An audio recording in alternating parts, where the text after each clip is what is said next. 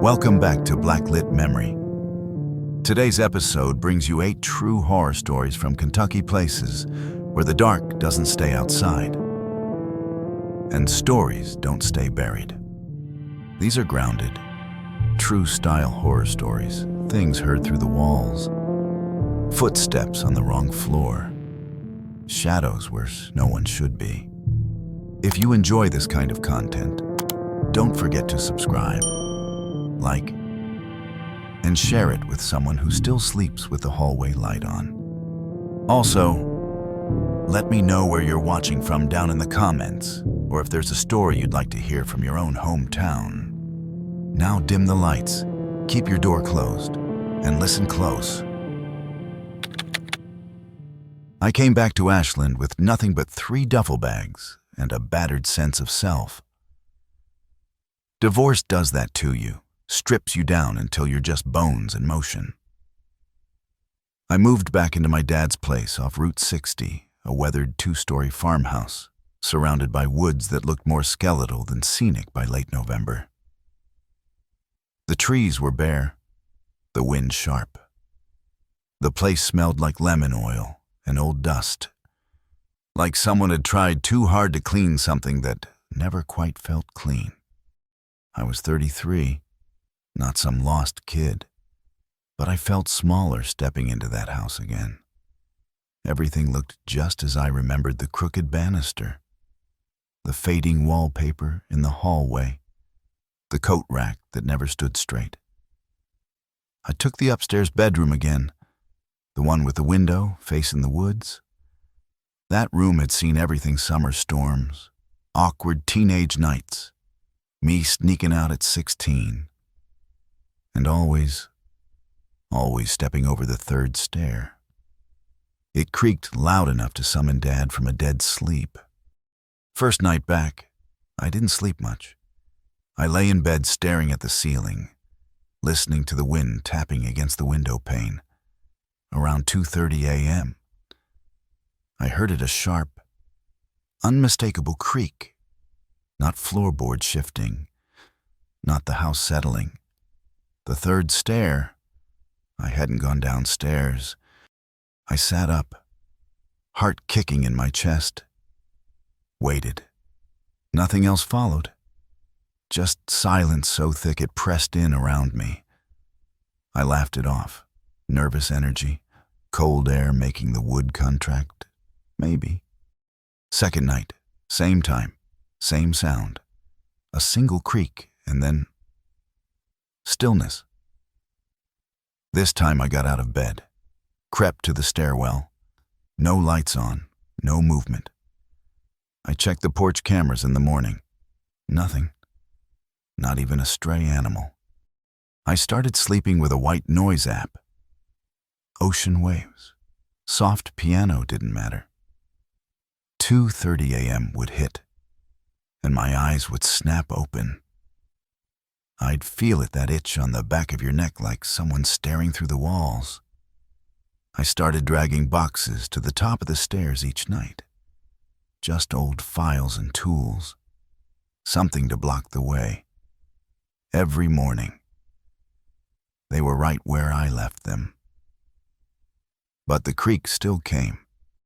Emily, my sister, told me I was spiraling. Said the isolation, the stress, maybe even Dad's stroke had me wound too tight. I wanted to believe her. I really did. But she hadn't heard it. She wasn't here. By the 4th night, I'd had enough. I made coffee at midnight and waited. I sat in the dark at the top of the stairs, lights off, phone flashlight ready, baseball bat across my knees. The house creaked and groaned around me like an old man settling into sleep. I kept checking the time. 2:28. Nothing. 2:30 creak. I held my breath. Then another creak. Lower, heavier, and another. Slow, deliberate. One stair at a time.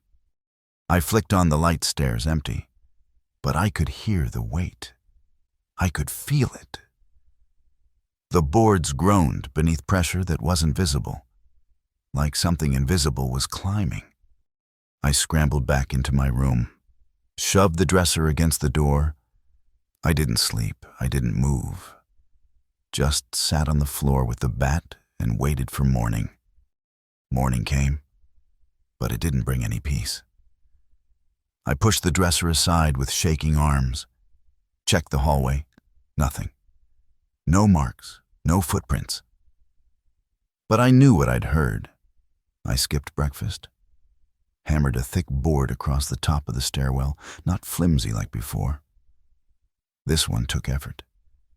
I checked every window, every lock, every inch of the house. I even opened the crawl space, half expecting to find a nest of raccoons or maybe a drifter living underneath. But there was nothing. Just the silence and that growing weight in my chest. I called Emily again, told her just enough to worry her. She offered to drive in, stay a night or two. I told her no, I didn't want anyone else in that house. Didn't want whatever this was noticing her too. That was the word that kept pressing at the edges of my mind, noticing. It felt like something had picked me out of a crowd and was inching closer night by night. I was trying to stay ahead of it, like a kid hiding from a storm that already knew where he lived. That night, I rigged an old baby monitor to the stairwell. It was one of those smart kinds with motion sensors and a phone feed. I propped it facing the steps, climbed into bed with my phone charging beside me, and stared at the live feed until my eyes burned. Midnight passed. 1 a.m. I started nodding off, the screen blurring into a dull gray mess. I moved to the couch downstairs, kept the phone close, poured myself a drink. The house was quiet. Not peaceful, just still in that unnatural way, like everything was holding its breath. Around 1:45, I must have drifted. I remember the ice in my glass clinking as I tilted forward. The kind of half-sleep where dreams blend with the room around you. Then buzz. My phone vibrated on the coffee table. I blinked, sat up fast. Motion detected. I tapped the screen.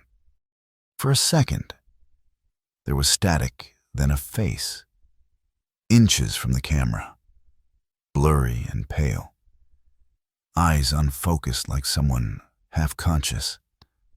No expression, just staring. I didn't even have time to process it before I heard it. The creak, right behind me. I turned. Heart in my throat, someone was crouched on the floor across the room. Not walking, not standing. Crouched. Their hands were splayed on the rug, thin, trembling. Nails dark with dirt. They didn't move, just stayed there, as if waiting for me to decide whether to scream or bolt. I went for the door. My hand hit the lock, fumbling in panic, fingers slippery. The lamp behind me crashed to the floor, not because I knocked it, because something lunged. Cold fingers wrapped around my ankle. I felt the pressure, sharp and real. Digging in. I kicked hard, wild. My heel hit something solid, the grip loosened. I shoved forward, slammed into the front door, and it burst open. Barefoot. I sprinted into the gravel drive. I tripped hard, skin tearing across the stones. But I didn't stop. I ran down the road, past the mailbox, onto the neighbor's property. Lights were off. I banged on their door anyway, screaming until the porch light came on and someone called the cops. They found nothing. No signs of a break-in, no footprints, no smudges on the monitor lens. The board I'd nailed across the stairwell ripped off, splinters scattered inside the hall. like it had been torn loose from my side of the house. I didn't stay to argue. I packed what I could fit into my car and left the rest. Now I live in a one-bedroom apartment in Louisville. No stairs, no woods. I visited Dad a few months later. He looked better thin, but alert. We sat by the window in the rehab center while he picked at a crossword puzzle. At some point, he asked about the house. I left. I told him. Some weird stuff happened. He watched me for a moment, then nodded like he knew what I meant. I told your mother not to teach you to skip that stair, he said softly. I frowned. Why? He didn't answer right away, just looked out the window, jaw tight. It notices, he said finally. Quiet, like it hurt to say it out loud. I still dream about that stair. Always the third one. Always the creak at 2:30. And sometimes, just before I wake up, I feel breath on my neck, close, warm, and waiting. Most folks think the woods are quiet, but that's only if you're not paying attention. Out where I was, a few miles off the main trail in Red River Gorge, the wind threaded through the branches with this low, hollow tone, like breath through a flute. Leaves scraped against my tent like restless fingers. Birds cut off mid-call like they were listening too. Mid-October always had that coppery smell clinging to the air. Sharp and metallic.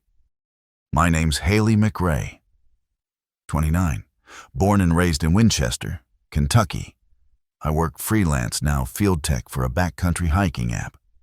Basically, I hike trails most folks skip. Test gear, document hazards, log GPS data. Solitude's a perk. After breaking things off with Micah last spring, I started picking contracts that took me further and further out. Red River Gorge felt like a clean slate. I'd hiked it in college, camped here with Micah. 2 before things got messy. Familiar terrain, but wild enough to keep me sharp. I pitched my tent near a faded side trail that peeled off Swift Camp Creek. It looked barely used, maybe an old Forest Service maintenance route. No cell signal, no voices, just the hush of trees pressing in. I built a fire ring with old stones someone else had left behind. Around dusk, I spotted something odd, a corner of plastic jutting out from under a rock near the fire. I pulled it free. A high-8 camcorder tape, scuffed and sun-faded. Label said H. Browning, October 1997. Black Sharpie, half rubbed off. Didn't think much of it at first. Probably some old hiker's trip footage. No camcorder in my pack, though, so I stashed it in a side pocket to check later. Next morning, I set out early. Skies were crisp, light slanting gold through the canopy. I logged trail conditions and tagged some downed trees, but things started feeling off. First was the gear I spotted, an old climbing harness looped around a tree, stiff with age but not rotted. A few paces later, I saw a carabiner embedded in the bark like the tree had grown around it. Then I found a trail marker white tape, fresh looking, pointing sharply left. But when I checked the topo map, there was nothing that way but steep drop-offs. GPS went weird too. Showed me off trail even though I could still see my own boot prints on the path behind me. Third day, I doubled back along the creek loop. That's when I found the tripod. Collapsed near a narrow ledge. Its legs splayed out like it had been dropped mid-set. A torn strap dangled from one leg, and beside it lay the curled remains of a film wrapper. Soggy and half-molded. That night, Wind picked up hard. My tent creaked. Something brushed along the outside wall, soft and deliberate. I held my breath.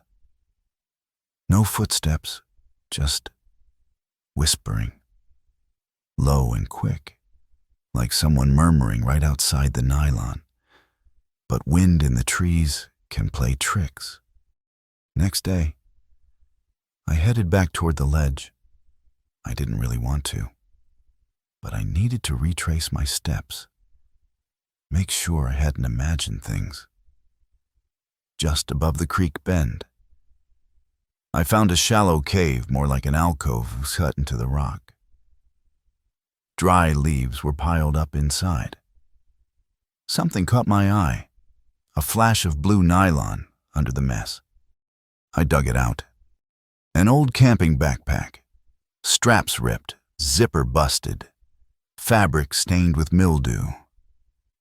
It had been there a while.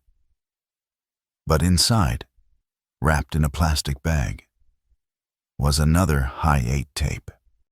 This one was labeled in the same handwriting, but underneath, in newer ink, someone had added tape 2. Stop here. My stomach dropped. I turned fast, felt the hairs on my arms spike. Nothing there, just the woods. But when I checked my GPS, the location tag blinked, then flickered. And for a split second, the screen flashed. They're not gone. I didn't waste time breaking camp, just stuffed everything into my pack. Didn't even roll, the tent shoved it in, half collapsed and muddy. Something about the second tape. The warning on it. I wasn't going to wait around and find out what came next. I hiked hard and fast, ignoring the burn in my legs, the weight of wet gear dragging on my shoulders. The only goal in my head was get out. 2 miles from the trailhead, my phone buzzed back to life. 1 bar, enough. I called Jordan, a friend in Lexington who collected weird old electronics. Told them I had something to show. Something I didn't want to explain over the phone. Their voice sounded groggy. I must have woken them up, but they said sure. Come by.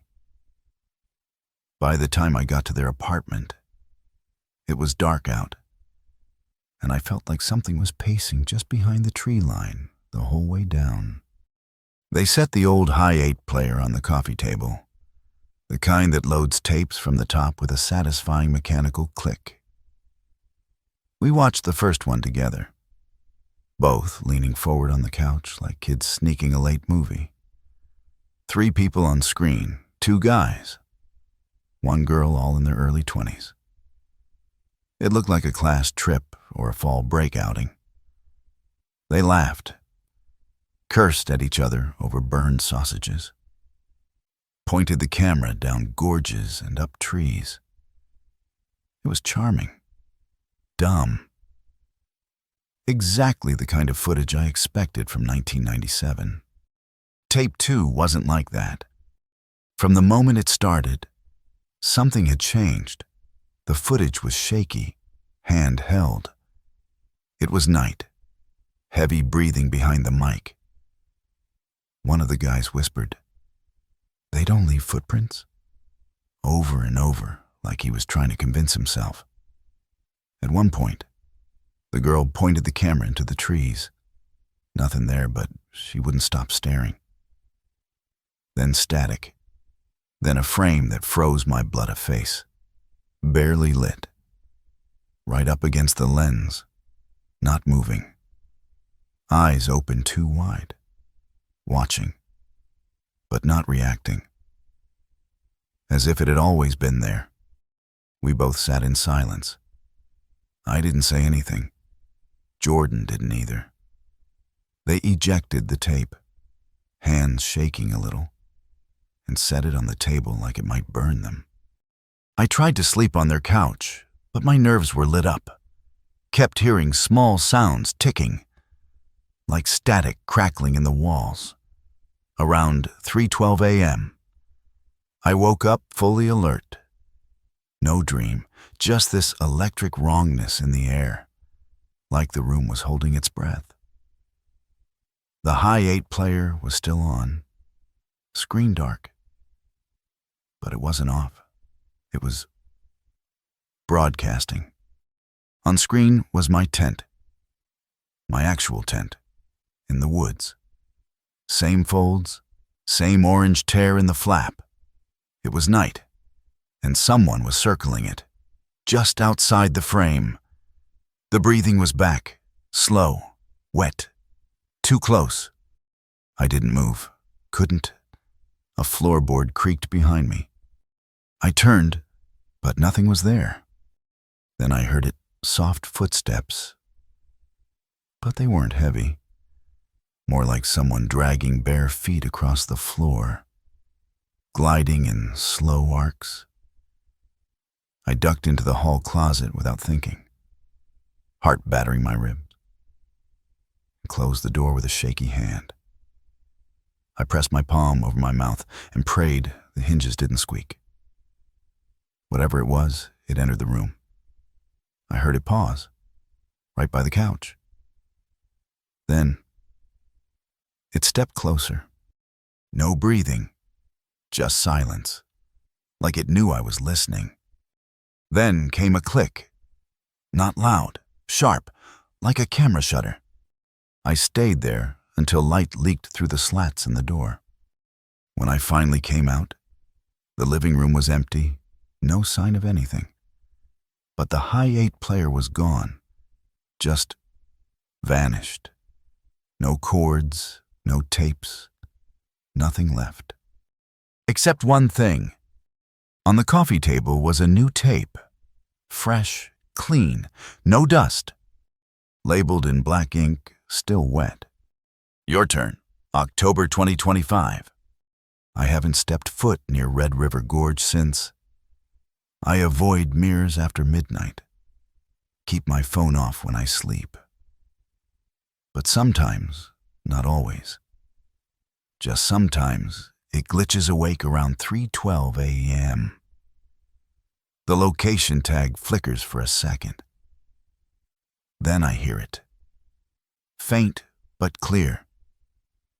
Just behind me. A shutter click. The first night back in that house, the air felt heavier inside than out.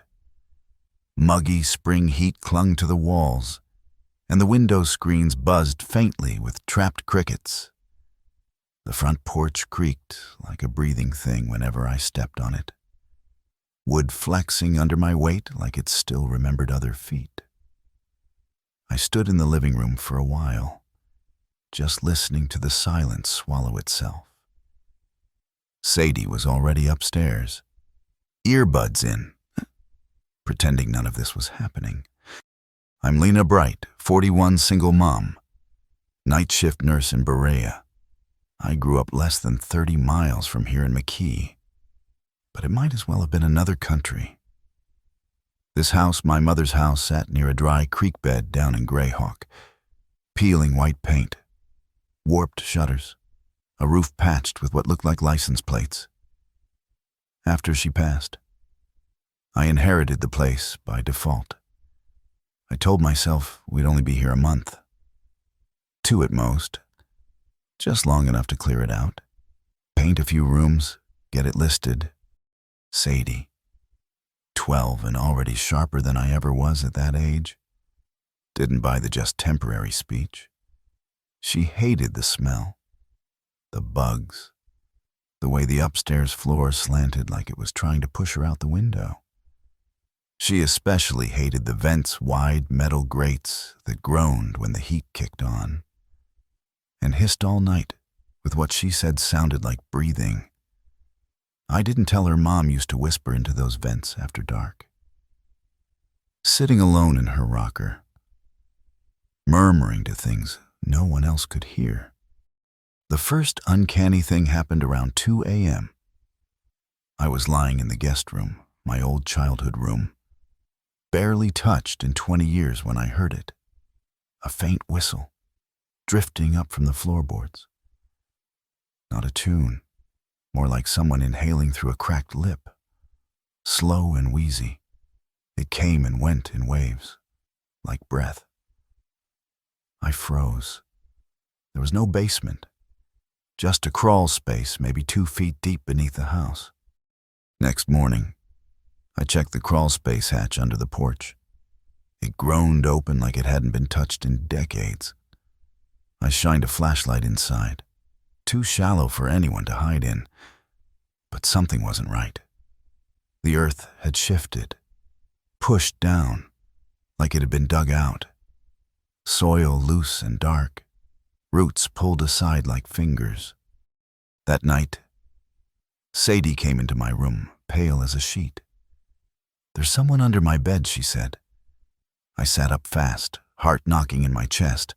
"Talking," she added, like whispering. I couldn't hear the words. I told her it was just the pipes settling. Maybe the vents. She didn't believe me, and I didn't blame her. The day after that, a neighbor stopped by. Mr. Kessel Old, smelled like tobacco and mothballs, wearing overalls like time hadn't passed since 1960. He leaned on the porch rail, squinting into the living room like it made him nervous. "Place still has the old root hollow?" he asked. I blinked. "What do you mean?" He shook his head. "Real slow. Don't go digging where things sleep," was all he said. Then he walked off down the road, humming some low, cracked tune I couldn't place. Later, I rolled up the rug in the living room to clean under it and found scratches. Thin, arcing grooves in the floorboards, tight like claw marks from something small and desperate.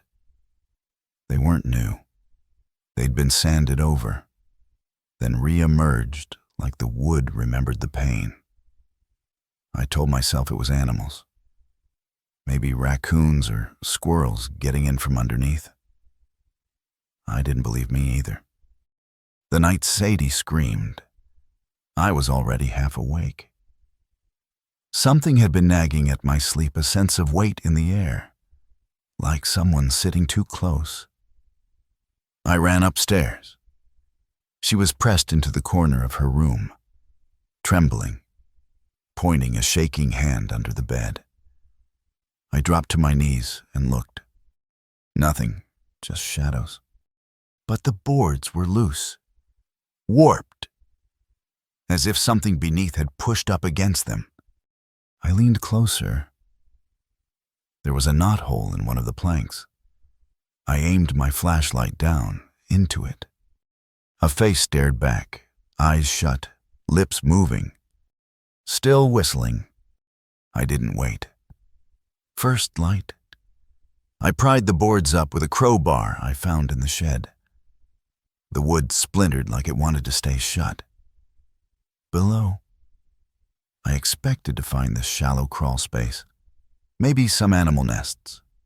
What I found was a hole deep, narrow, carved into the earth like a well.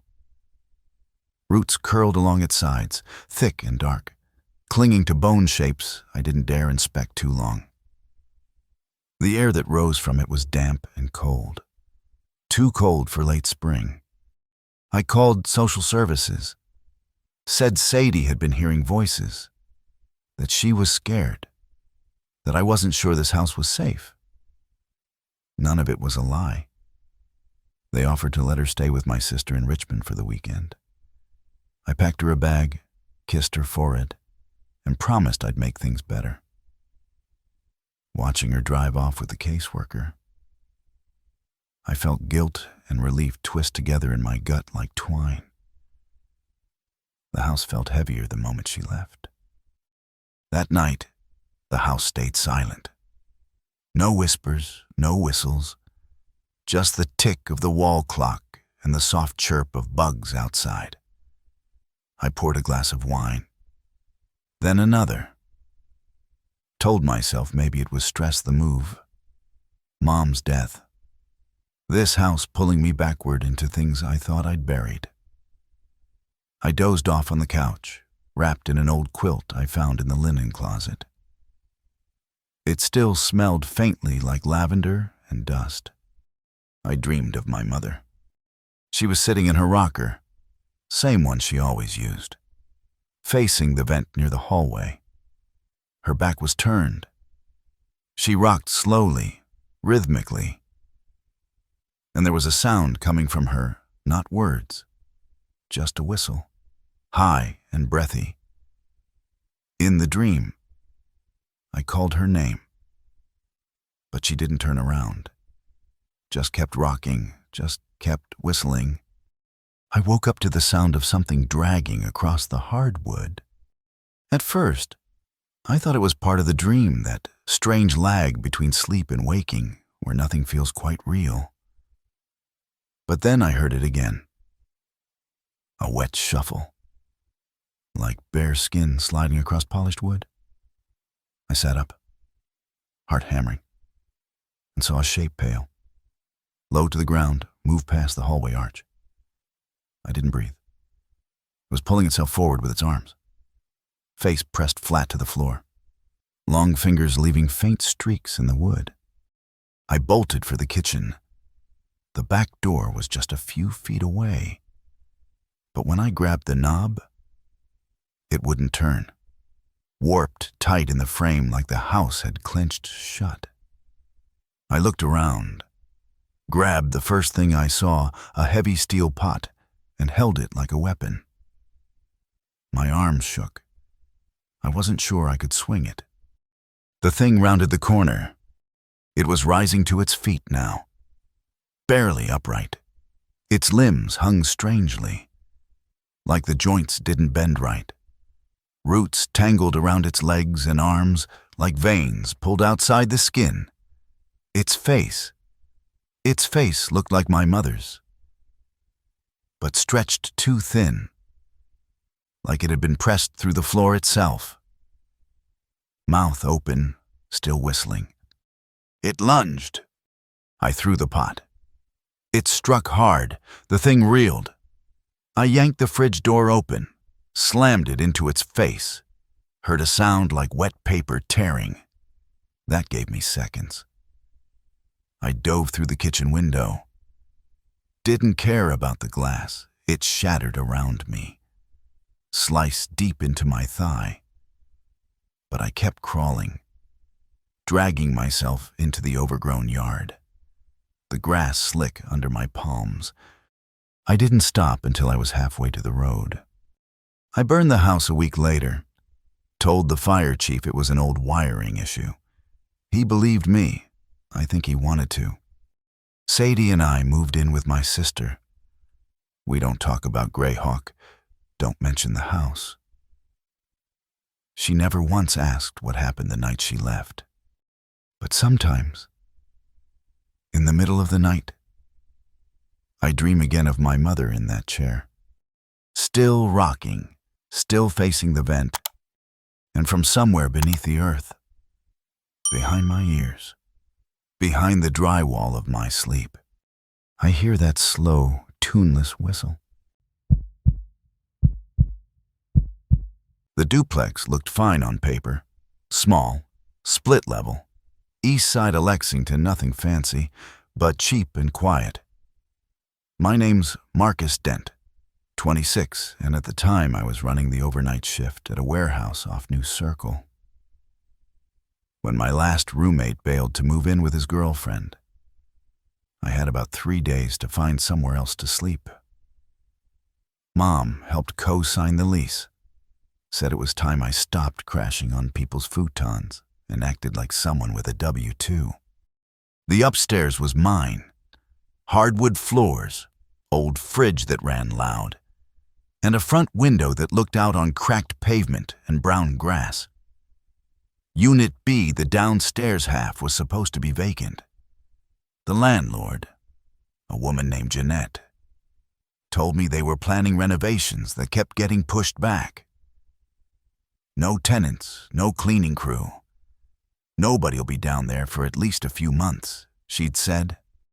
Late winter in Kentucky means rain that never fully freezes and gray skies that never fully clear. The place always smelled faintly like old coffee and off-brand pine cleaner. I slept during the day, mostly. Blackout curtains. White noise app on loop. I didn't hear much. That's why the first time it happened, it caught me off guard. It was a Wednesday. I think second week after I moved in. Around 2 p.m. I'd just laid down when I heard it. Footsteps. Slow and deliberate. Coming from Unit B. Not animal sounds, not pipes settling. These were boots. I froze, waiting to hear a voice or a knock. Nothing. Just that low thud across the floor below me. Then silence. I texted Jeanette. She replied, "Fast, nobody's got the key yet. Unit B is locked up." After that, I started noticing other things. Low noises during the day, mostly dragging sounds, like something being pulled across linoleum. Murmured voices, like a TV left on with the volume way down. But every time I went down to check, the door was locked. I knocked once, just to be sure. No answer. But as I turned to go back up the stairs, I swear I heard the peephole creak from the other side, like someone was watching. So I set up a motion cam. Cheap thing. Clipped it just above my door, pointing at the shared stairwell. Left the alert app running on my phone while I was at work. It went off at 3:17 a.m. I checked the footage during my lunch break. A figure, hard to make out, grainy and gray, came up the stairs, slow, like they were counting. Stopped at my door, didn't knock, just stood there. No visible face. The hood or lighting obscured everything. Then it turned, just as slow, and walked back down. I sent the video to Jeanette. She called me, voice tight. Swore the locks hadn't been touched. Promised to look into it.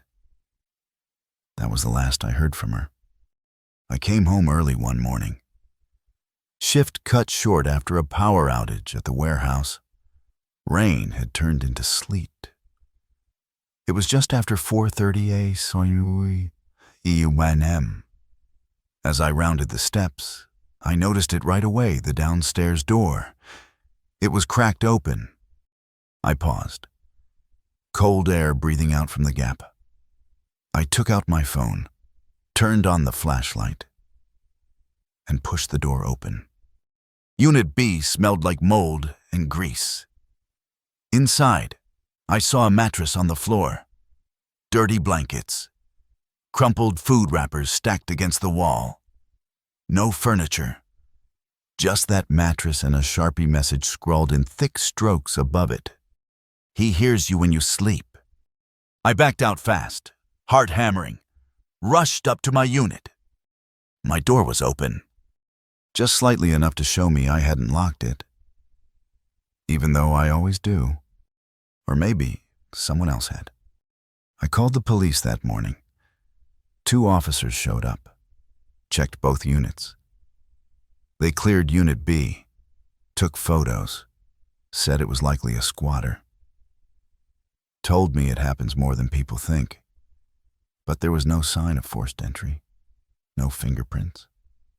The locks weren't broken. I asked about breaking the lease, said I didn't feel safe. One of them shrugged. "That's on your landlord." Then they left, and I was alone again. The next day, I bought a heavy-duty deadbolt and a door chain, installed them myself, watched YouTube videos to make sure I did it right. I even bought a crowbar from the hardware store, left it leaning next to my bed. Just seeing it there made me sleep a little easier. I started checking my door 3-4 times a night, And for a while, things got quiet. No footsteps, no motion cam alerts, no whispers through the vents. I kept waiting for something to happen, but nothing came. I convinced myself it really had been a squatter, someone desperate, not dangerous. Maybe I'd spooked them when I showed up early. Maybe they moved on. One afternoon, I fell asleep on the couch with a movie playing. Something light, one of those action comedies where everything explodes, but nobody dies. The last thing I remember was laughing at a dumb line. Then black. When I woke up, it was pitch dark. Not nighttime dark full blackout. No street lights through the curtains. No LED on the TV. The kind of dark that feels thick, like it has weight. I reached for my phone. Nothing. It was dead, even though I'd left it charging. Then I heard it. A footstep on the stairs.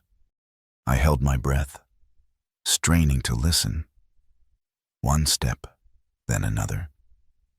And then the third, the one that always creaked. The one I'd meant to fix. No sound. That was worse than anything. I bolted upright. Heart pounding so loud I swore it echoed. I grabbed the crowbar and ran to the bathroom, locked the door behind me, slid down onto the tile. Silence, then soft breathing. Right outside, not frantic, not gasping, just calm, controlled. Then I heard it. A voice, low and dry, like paper being torn in half. "You're louder when you sleep than you think." It came from the vent. I didn't scream, didn't move, just stared at that small, dark grate in the wall, waiting to see if a hand would reach through. Eventually, the sound faded, the breathing stopped. At dawn, the power came back. My phone lit up, half charged. I didn't wait. Packed what I could and left. I broke the lease that same day. Didn't care about the deposit. Didn't care about Jeanette's voicemails. I wasn't going back. A month later, I was driving a delivery route. Out near that side of town. Past the old duplex without meaning to. There was a light on in Unit B. I glanced once, kept driving, but later, I checked my dash cam. Just habit. At the timestamp, I passed the house. Someone was in the upstairs window. A man, shirtless, holding my old crowbar, smiling. Most people think mines are loud jackhammers, clanging tools, voices echoing off stone. But when you're deep underground and the machines are off, it's the silence that gets to you. The kind that feels thick, like you're wading through it. The kind that listens back. At Site 12, that silence sits even heavier. The shaft's been sealed since '91, long before I took over. Locals call it the dry throat, like it's a living thing that forgot how to swallow. I'm Donnie Pike, 47-shift supervisor at one of the methane recovery sites carved out of old strip mines near Central City. Started mining at 16, never went to college. Didn't need to. I lost 2 cousins to collapses before I turned 30. That'll teach you to respect what's under your feet. Now I manage a 5-man crew, mostly venting pressure and sealing off leaks before they build up. It's dull work, but it pays steady. And these days, that's enough. Early August is no joke. Even at night, the heat comes off the shale in waves. We run night shifts now, since the gas pressure has this nasty habit of spiking after sundown. Site 12 is the farthest out down a cracked service road, tucked between ridges where even cell service gives up. First night there, I took it slow, checked our monitors, logged levels, tried not to spook the new guys. Shaft A was reading hotter than expected, 102 psi, but not dangerous. Still, the monitor flashed something that made me pause. Movement detected. I blinked. Checked again. No seismic activity logged. No one else on shift was inside the tunnels yet. I told myself it was a sensor glitch. The equipment's older than half my crew. Still, I made a note in the log. Didn't mention it to the others. No need to start off with ghost stories. The next night, Manny Greenhorn, maybe 22, asked if there were animals underground. Like what I said, I don't know. Rats. He said he heard knocking. Not loud, just 3 knocks. Then silence. Then 3 more. I laughed it off. Told him gas pockets can make the walls shift. Pop like knuckles. Happens all the time. Except later that shift, I heard it too. I was doing a round past the pipe tunnels near the compressor room. Paused to check a valve reading, and there it was. Knock, knock, knock. Soft, steady. Pause. Then again. Knock, knock, knock. I stood real still. My breath fogged in the beam of my headlamp. The sound came from inside one of the side shafts we hadn't used in years. 2 nights later, we found the handprints, scraped into the dust near an old steel door we never opened. Fingernail marks. Really 4 fingers. No thumb, arced downward like someone tried to claw their way up. The door led to shaft 12A. It had been capped and sealed before I even got hired. Records said it was filled after a cave-in. No recovery. I asked the day crew if they'd been down there. They all shook their heads. Nobody's touched that door in decades. That's when the logs got weird. Entries started showing up that I didn't write. Times that didn't match shift hours. 12, a door opened. Pressure stable. Movement minimal. I cross-checked the ID logs. No one badged in or out during those entries. I had our IT guy pull the night cam footage from the pump station just outside 12A. Around 3:42 a.m., the sealed shaft door creaked open slowly, like it was being pulled from inside. No one was in the frame. A few seconds later, the feed cut to static. I checked the backup camera mounted at a higher angle, aimed down the corridor. It caught something standing just past the threshold. No hard hat, no safety vest, no ID badge. Just a figure.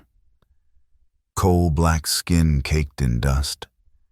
Eyes stretched wide like they hadn't blinked in years. Watching the camera. Not moving. I didn't report the footage.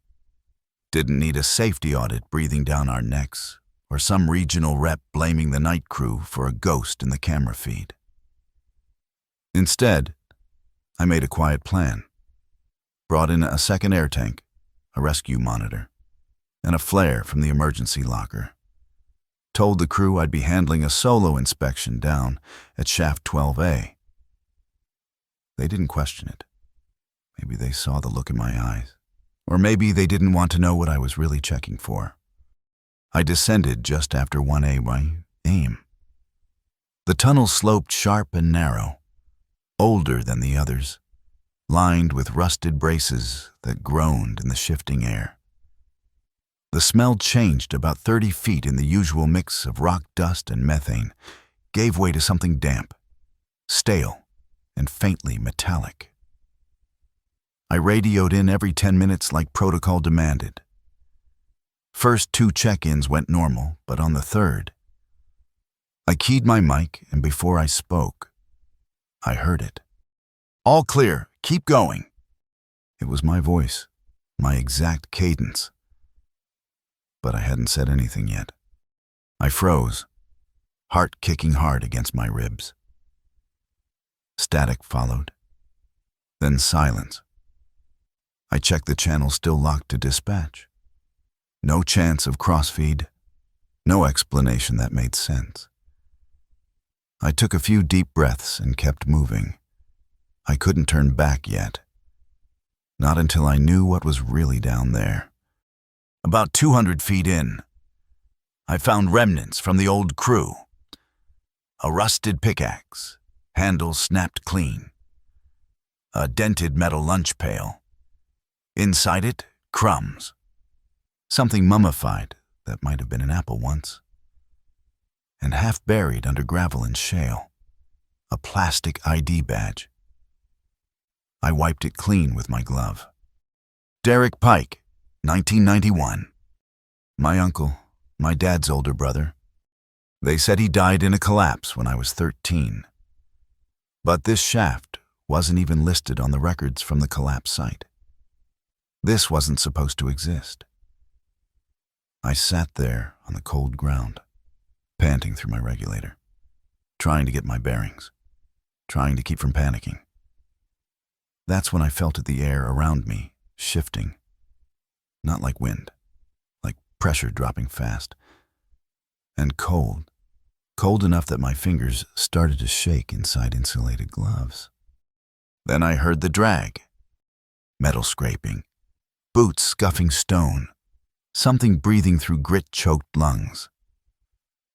I stood up too fast, banged my head on the tunnel brace, cursed. I aimed my flashlight down the shaft. Something moved in the dark. A shape limping, heavy coated in coal dust, face bloated, skin torn at the edges like it had split under pressure. No helmet, no gear, just a frame moving toward me, hand dragging a broken tool behind it. Each breath a low hiss like air being forced through crushed lungs. I turned and ran. The shaft was tight. My tank caught on a pipe jutting from the wall. I yanked hard. Metal screeched, and it came loose just as the thing reached out. Its arm brushed my shoulder dry. Cold. Fingers stiff like wire. I dropped the flare behind me. The light flared white, then red, throwing jagged shadows along the walls. I didn't look back, just ran. Tank clattering against the tunnel, boots sliding on shale. Behind me, the thing let out a sound, not a yell, not a scream, just a burst of air, like something trying to inhale through lungs that weren't whole. I made it to the entrance and didn't stop until I was outside, gasping into the heat of the night. I welded the door shut myself, didn't log it, didn't say a word to the day crew. When corporate checked the cameras later, they said all the footage from that week was corrupted. They sent a fresh crew in the following Monday. Didn't even ask why I quit. I moved to Bowling Green, took a job above ground. Haven't set foot in a mine since. But 2 months later, at a gas station off the interstate, I went to use the bathroom.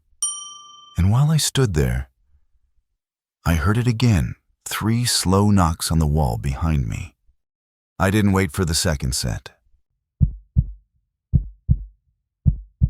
The thing about streaming at night is you start to forget what your face looks like in daylight.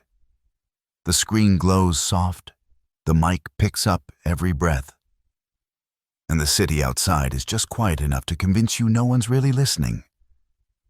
I'm Kelsey Marin, 31 IT contractor by day, part-time streamer by, well, insomnia.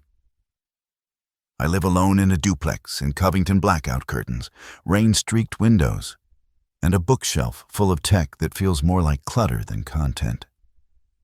My streams are quiet, just gear unboxings and rambling confessionals about code, burnout, and life. It was early March. Rain slicked the bricks outside like glass, and the air still had that winter sharpness that made my joints ache. I just hit 5K subs, not enough to brag, but enough to feel like I wasn't talking to no one. My average stream drew 60 or 70 live viewers, a core group of regular screen names I recognized. People who asked about my cat, even though I didn't have one. Most nights, I streamed around 1 a.m. after winding down from a client's late ticket dump or a hardware patch gone sideways. Then one night, a new name popped in. Offline Watcher 01. No message, no emoji spam, just joined, sat in the viewer list, then left. The timestamp was weird. 2:13:44 precise, down to the second. The next night, same thing. Joined exactly then. Stayed less than a minute. Vanished. I checked the playback. But here's where it got strange. The viewer logs didn't show them. Not just absent, missing entirely. Like they were never there. Except I'd seen it happen. Twice. The third night, I started recording the viewer list manually. Not just relying on the stream dashboard, I screen capped it every few minutes. And there they were. Always at 2:13:44. But their join time didn't match the system clock. It was offset by 6 minutes, like it came through from another time zone, or another clock entirely. Then the glitches started. Small at first, just little flickers in the feed, like a webcam cutting for a frame. The kind of noise you get from bad USB connections or EMI. Except my gear was clean. Shielded, stable. One of my followers messaged me the next day. Hey, who's that behind you at 10312? I thought it was a joke. Scrubbed back through the VOD, and I saw it in the reflection of the headset behind me. A shape, human-sized, not my build. Shoulders too wide, hair short and dark. I was alone. Next stream, I tried something else off schedule. No announcement, just went live on a Tuesday at 11:40 p.m. Half my regulars missed it. But at 2:13:44 exactly, Offline Watcher 01 appeared. And this time, when they joined, my stream dashboard locked, froze. OBS stopped responding. When I forced a restart, my backup camera, the one I hadn't used in months, had recorded the entire session. Except it wasn't pointing at me. The angle was wrong. From the side, not the front. But I only had one webcam. I shut everything down. Physically unplugged every camera. Turned off the mic. Pulled the internet. The whole system sat dark. That weekend, I streamed from my friend Jess's guest room in Newport, different IP, different setup. Nothing from home came with me. No devices. I even changed my password, just to be safe. But right on time, Offline Watcher 01 showed up. 2:13:44. And this time, they typed. The frame is wrong. Show the real one. Then the stream cut hard, mid-sentence. When I checked the local recording, it wasn't from Jess's room. It wasn't even from my computer. It was from my apartment, the main room, camera facing the shelves. And in the last few seconds of the video, the lens slowly panned to the window. Outside, on the fire escape, stood a silhouette, watching. Still, waiting. I unplugged everything, threw the old webcam in a drawer, pulled the battery from my backup phone, even reset all my streaming passwords from a clean boot on a loaner laptop. Still, it felt like none of it mattered. I started sleeping with the lights on, not because I thought it'd keep anything out, but because the shadows in my room had started feeling staged, like they belonged to a set. Not a home. My windows stayed shut, curtains drawn, but I still woke up most nights at exactly 2:14 a.m. Heart racing, no sound, no reason, just instinct. The next morning, I sat down at my desk to check email, and my monitor lit up on its own. OBS booted. Slowly, deliberately. I hadn't touched a key. I hadn't even powered the PC yet. It went straight into preview mode. No mic. No camera listed. And then the record light blinked red. No prompt, no countdown. Just recording. I yanked the power cable from the wall, and the screen stayed on for another full second before finally cutting. That's when I called Jake Friend from my first IT contract. Smarter than me on the networking side. He came over with a packet sniffer and 2 laptops, started logging everything on my local router. "You're either infected or being mirrored," he said. "Or both." I didn't know what to say. I just nodded. We wiped everything, flashed the BIOS, even reinstalled firmware on the webcam, just to be sure. Then we waited. 48 hours passed. Nothing. No streams, no notifications, no signs of offline watcher 01. Jake said maybe it was a rogue plugin or some new exploit in OBS no one had patched yet. I wanted to believe him.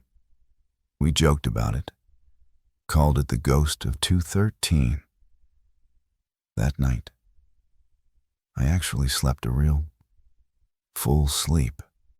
Then, just as I was brushing my teeth the next evening, my phone buzzed. "Jake, 2:14 a.m. Why are you streaming right now?" I ran to my desk. Everything was off. No lights, no power. I double-checked the plug, even flipped the switch on the surge protector. But when I pulled up my channel on his laptop, I was live. The video showed my apartment, but not as it looked now. The room was wrong. Same walls, same furniture. But the photos were gone from the shelves. The lighting had a bluish cast, like a filter had been applied. And the shadows, they didn't match. They moved out of sync. Almost as if someone else were acting out my routine.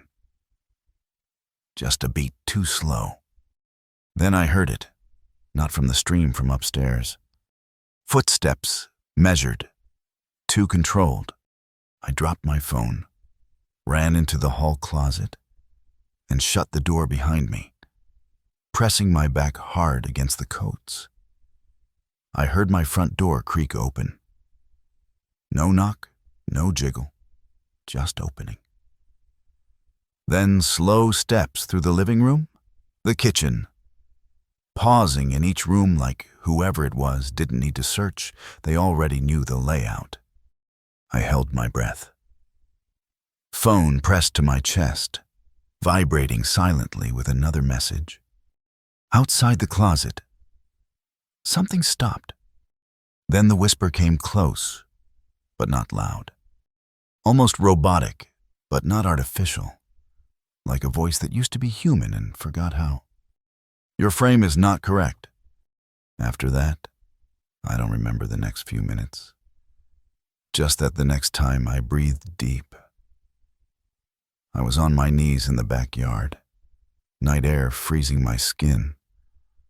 My hands were shaking too hard to unlock the gate. I moved out the next day, packed nothing but my laptop, a go bag, and a hoodie. Deleted all accounts, changed my name on every site that mattered. But it didn't stop. Every few weeks, no matter what time zone I'm in, I get a message. No words, just a timestamp. 2:13:44. And every time, that minute feels just a little longer than the rest. Cheney Gap's the kind of place that looks peaceful in photos. A long finger of still water tucked between the hills. A dozen wooden cabins spaced just far enough apart to feel private. But off-season it feels empty in a way that creeps under your skin, like the land is holding its breath. My name's Ellis Varnes. 39, and I'm the one holding the keys, temporary winter caretaker for the campground until spring contracts kick in again. I used to work outdoor rec year-round. Trail maintenance, backcountry search and rescue. Even taught a few orientation classes for summer hires. But a torn rotator cuff last fall put me on light duty. I couldn't lift, couldn't haul. So I took the Cheney Gap job. Easy stuff, daily checks. Generator upkeep, weather logs. Just me. The ranger shed. A truck that's seen better decades. And a stack of propane refills that should last through February. It was early January when I settled in. Cold enough to sting your teeth. The lake was low, dark as slate, with ice clinging to the shoreline like the lake was trying to seal itself shut. Wind came off the water in hard, slicing bursts. Closest town was 12 winding miles away, and I didn't mind the quiet. That first week, I stayed on routine, walked the grounds, checked cabin locks, ran the Jenny every third day, kept my logbook clean. I didn't expect company. Day 4, something changed. Cabin 7, supposed to be sealed like the rest, was unlocked. Not just unlocked, open. I stepped inside and felt the heater still running, warm air ghosting across my boots.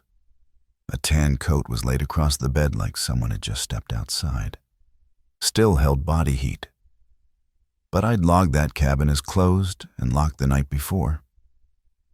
No tracks outside. No boot prints in the frost, just scattered leaves and a tight feeling behind my ribs. I shut off the heater, locked up, made a note in the log. Next morning, the coat was gone, not a stitch left behind. And now it was cabin 3 that stood ajar. Same pattern, heater on, faint warmth, no sign of forced entry. I walked the whole site, nothing, not even deer sign in the snow. I started to wonder if the wind could do that, if it could rattle old locks loose, push doors open, trick me with drafts. But then the logbook changed. I kept it in the ranger's shed heavy-duty weatherproof binder. Dated entries. Neat handwriting. I opened it one night to find 2 pages missing. Clean tears, straight down the spine. Only the January 13th and 14th logs were gone. That wouldn't have been strange, except it was still the 9th. I hadn't even written those entries yet, and I never tore anything out. That's when the knocking started. Always at 1:21 a.m. Sharp, not on a door, but distant, sometimes echoing across the lake like someone hammering wood on water. Other nights, it came from the trees. A single knock, then silence, then another. It didn't follow wind. Didn't match any animal I knew. It was deliberate, measured, like someone wanted me to know they were out there, but not where. I decided to check every cabin manually. No more assuming, one by one. I worked my way from the ranger's shed to cabin 12, the one furthest from the road. Half buried in trees that never stopped creaking. I unlocked the door and stopped cold. Inside were muddy boots, fresh, not dried. A mirror had been propped against the foot of the bed, angled outward, facing the door like it was meant to catch me as I entered. On the inside window frame, scratched so faintly I almost missed it, were the words, Don't let him reflect. Backward, carved from inside. I turned, heart hammering, hand on my radio. And then came footsteps fast, heavy stomping across the porch. I threw the door open, expecting something. No one. But the mirror. Now it showed a man behind me, staring straight into the glass. Even though the cabin was still empty, I wrapped the mirror in an old canvas tarp and carried it to the ranger's shed, trying not to look into it more than I had to, even covered. It felt heavy in a way that didn't match its size, like something inside it was holding on. I stashed it in the far corner under a pile of paint cans, locked the shed tight, and tried the radio again. Ranger Station. This is Varnes at Cheney Gap, requesting a call-out. It crackled, then flatlined the second I said the word 12. No static, no carrier tone, just dead air. That night, I parked the truck outside the shed, slept in the cab with the doors locked and the flare gun in my lap. I don't remember drifting off, but I woke with my neck stiff and breath fogging the inside glass. No sound, no knocks. For the first time in days, the woods around me felt still. The kind of silence you wait for, not the kind you trust. I stayed in the truck all morning, just watching the tree line. 2 days passed. No cabins opened, no heaters switched on, no pages disappeared from the log. I started telling myself I'd overreacted, that cold can make you see things, hear things, that isolation does weird things to time. On the 3rd day, I re-inventoried everything. Checked the cabins one by one, top to bottom. Relocked every door. Relabeled every propane tank. Relogged every note by hand. The mirror stayed in the shed. I didn't touch it. Then came the 6th night. I woke up in the cab again, except something was wrong. The sun hadn't risen, but I could see just enough to tell I wasn't parked where I'd left the truck. It wasn't the ranger's shed. I was outside cabin 7. The keys were gone. Driver's side door cracked open. No footprints, no engine noise, no memory of turning the ignition. Just me, in a locked truck, moved like a pawn on a board. The porch light flickered above the door, and the door was open. Inside, the air was warm, too warm for the season. The floor creaked with that swollen, over-insulated hum, like the cabin had been sealed tight for weeks. Every mirror from the other 11 cabins was in there, arranged in a perfect circle on the floor. Different shapes, frames, and sizes, but all angled and pointing to the center of the room like some makeshift lens. The second I crossed the threshold, the door slammed shut behind me.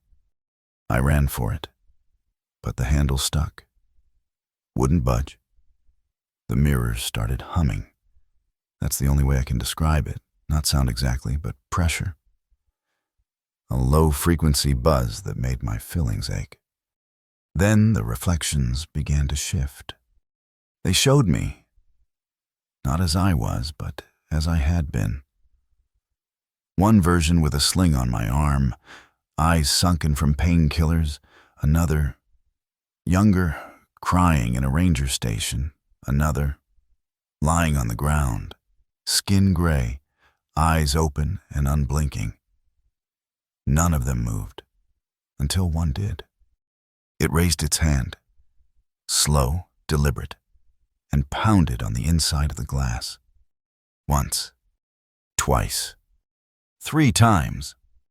The same knock I'd been hearing since the 9th. Cracks spidered from the point of impact. Not surface cracks, they bloomed from behind the glass, like the mirror was breaking outward. Towards me. I grabbed the flare gun, fired it straight into the corner where the largest mirror sat. It shattered. The others followed, breaking not with noise, but with silence, like the room sucked in the sound before it could escape. I don't remember getting out. Just the sensation of cold, so deep it felt like it was growing inside me. They found me 5 days later, collapsed outside the ranger's shed, half frozen, raving about reflections. I haven't looked into a mirror since. Not a phone screen, not a shop window, not even water. Because sometimes, just at the edge of my vision, I see the version of me that raised its hand. And I know it's still trying to find a way out. When we moved into the farmhouse, I told myself the quiet would be good for us. No city noise, no neighbors too close. Just long stretches of pasture and wind that never really stopped. Graham called it breathing room. Reed didn't say much either way. He just stared out the car window the whole drive down, clutching the stuffed fox he never really played with anymore. I was trying to make it work for him. For us, after everything that came before. I'm Natalie Rusk, 37, IT freelancer, mother of one. Recently remarried to a man I met in a grief support group, of all places. Graham had inherited the old house from an uncle he barely remembered. A 2-story thing with warped floors, stained ceilings, and walls that still smelled like old smoke no matter how much pine cleaner we used. But it had good bones, as they say. And we needed a start that didn't carry someone else's arguments echoing through the drywall.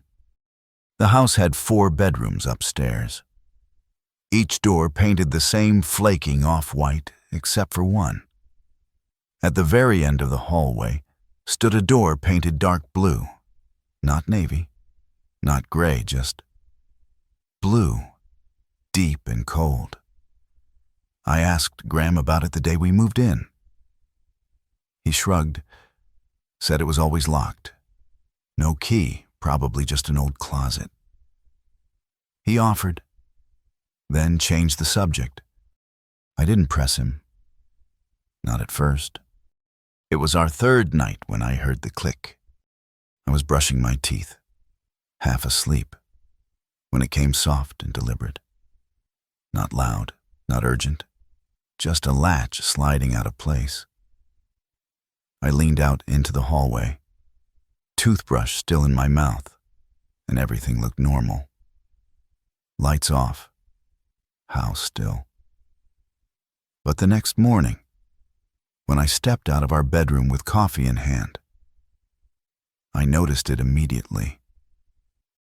The blue door was open, not wide, just a few inches, enough to see the edge of a narrow bed frame inside. I hadn't touched it. Graham swore he hadn't either. Reed just looked at it like he didn't want to get any closer. Inside was a small, windowless room. The air felt wrong, warmer than the hallway, like it had been sealed too long. There was a narrow twin bed with a thin mattress, a wooden chair in the corner, and the walls were marked deep gouges, scratches that didn't look accidental, like someone had dragged something metal over the plaster again and again. I stepped back and closed the door. The next time I passed by, it was open again. I tried locking it, wedging a towel under the frame, even tying it shut with a length of rope from the shed. Nothing worked. It always found a way back open, sometimes just a crack. Other times wide enough to show the entire bed, perfectly made, even though no one ever touched it. Reed started avoiding that part of the hallway. Said he didn't like the breathing room. When I asked what he meant, He pointed at the blue door. "It sounds like someone's breathing in there," he said, when I walked by. Graham didn't seem bothered. Said I was reading too much into an old house, but he started sleepwalking not long after. I found him standing inside the blue room one night, barefoot, eyes open but empty. He was whispering not words I could make out, just sound like someone talking to a wall. When I pulled him out, he blinked and asked what I was doing. He didn't remember going in. Then Reed began drawing the house, over and over from different angles, with strange accuracy for a 10-year-old. In every sketch, the blue door was missing. In its place stood a tall figure. No face, no details. Just presence.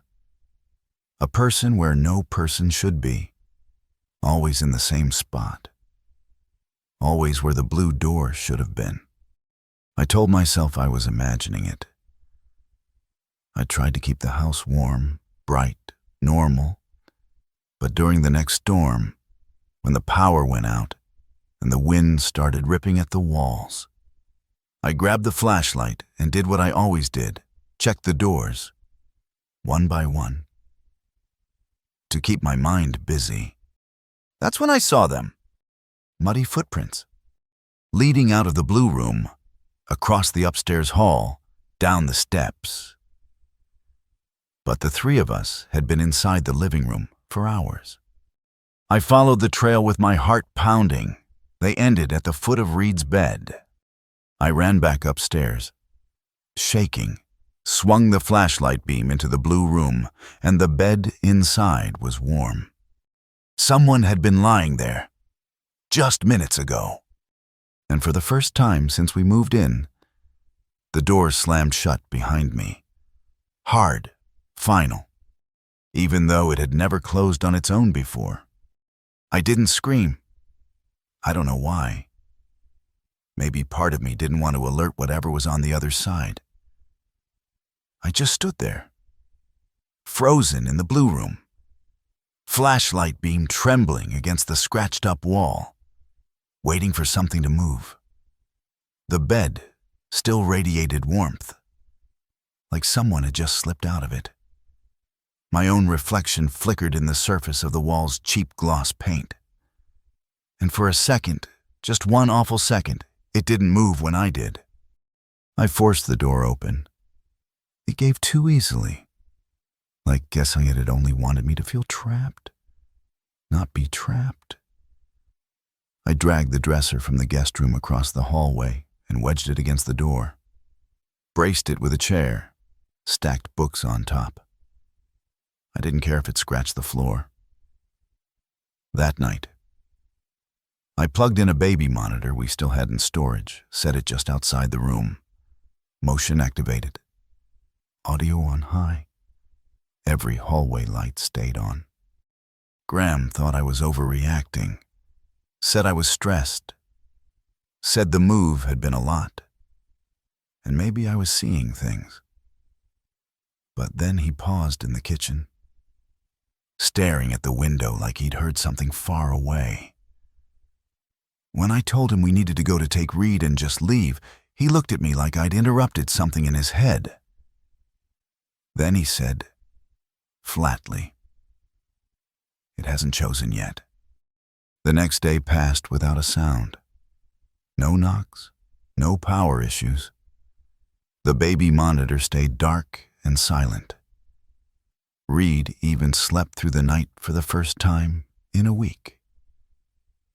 Graham made breakfast like nothing had happened. For a few hours, I started to believe maybe it really had been stress. Maybe the house was just old, creaky, a little strange. But that night, at exactly 3:22 a.m., I woke up to a soft click. The baby monitor lit up on my nightstand. The hallway feed showed the blue door wide open, slowly from the left side of the frame. A pale hand slid into view. Long fingers, joints too pronounced, like something pulled too far.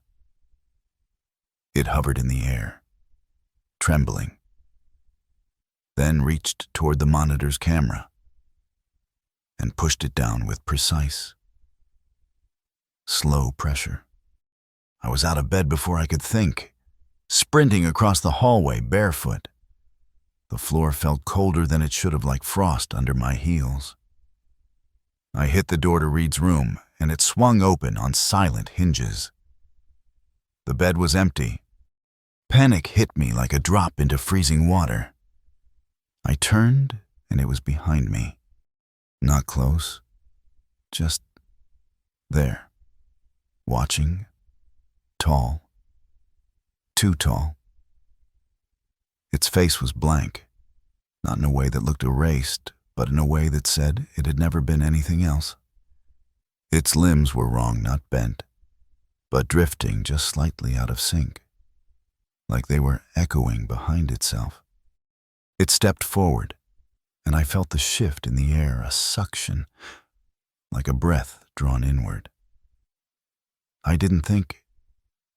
I grabbed Reed's blanket from the floor and swung it as hard as I could. It tangled in the thing's arms, caught on something solid, even though part of it flickered like poor reception. That was all the time I needed. I flung the closet door open. Reed was inside, curled into himself, shaking, eyes wide and wet. I pulled him out, held him tight to my chest, and ran for the bathroom, locked the door, braced my shoulder against it. On the other side, something pressed, slowly, not pounding, just steady. A push that never paused. We stayed there until dawn. I didn't say goodbye to Graham. He didn't try to stop us.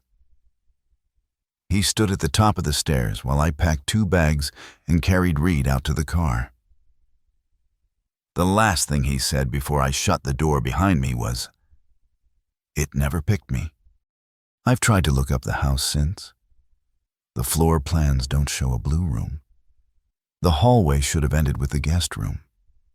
There's no permit, no renovation file, not even an attic crawl space listed.